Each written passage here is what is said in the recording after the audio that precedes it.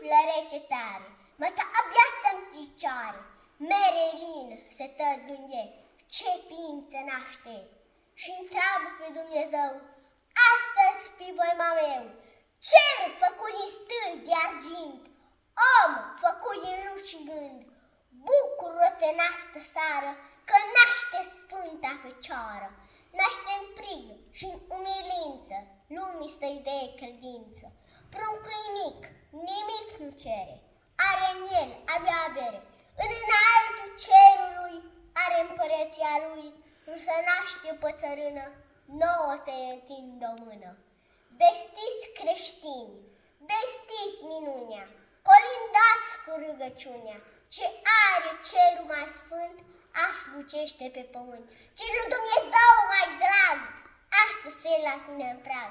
Serafini, îngeri și magi, băncul nună cu cei dragi. Simțiți cum pacea divină saltă în inimă creștină.